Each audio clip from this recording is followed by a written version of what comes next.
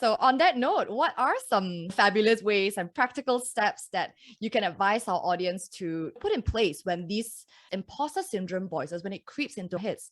What can we do? The first thing to do is to make it your friend. So expect it. So what I mean by that is that if you know that this is something that you experience, next time you experience it, welcome it, like give it a name. The thing that I struggled with imposter syndrome was that I was always told that it was something negative.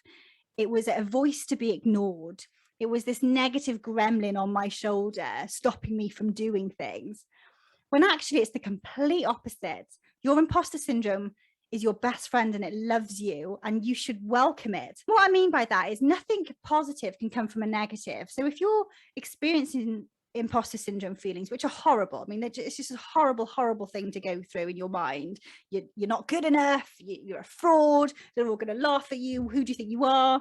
If you start thinking, shut up, go away, nothing good can come from that. Whereas if you appreciate that your imposter syndrome is there to try and keep you safe, like you are wired to keep yourself mentally and physically safe. You are all your body hat, like you are it. Like I'm all I've got, right? So I'm wired just as you are to stay safe in safe situations. I name it Mary, who was my late grandmother, who loved me more than anybody's ever. She was just such a fan of me, but she always wanted to keep me safe, right? She was like, oh, don't run, you might fall over, or don't climb on that wall, you might hurt your knee. And that's all your imposter syndrome is doing. It's just trying to keep you safe. So it loves you. So embrace it. When it shows up, almost welcome it. Be like, I'm about to do something really scary. Of course, feelings of imposter syndrome are coming up. Hello, where have you been? Come and hang out. That kind of thing. Think of a person who loves you and wants to keep you safe and associate those feelings with that person. And then you can just say, I'm okay. Thank you for trying to keep me safe, but I'm fine. I've got this. And once I started working on that positive, then a positive can come from a positive. You can't get a positive from a negative. So that's learning to love imposter syndrome and accepting it and welcoming it. It was great. The second thing that I've done, which I always work with other people, is to help them create something called a brag file.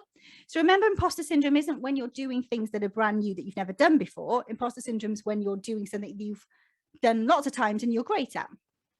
So just like you guys with your podcast, I'm sure you get lots of people that listen to your podcast. I've certainly listened to your podcast, previous episodes, and thought it was fantastic. When those people email you and say, that was a great episode, well done, like, thank you for that, screenshot it and save it, like add it to your brag file. So what you've got then is that you've got a collection of previous experiences, factual experiences that have happened that are positive, and you can just go to your brag file in those moments of imposter syndrome and just remind yourself how awesome you are and how you've done this before. You're going to be fine. So I always think create a brag file is a really, really helpful thing to do. And then the third thing, which I think is really important, is to surround yourself with lighters.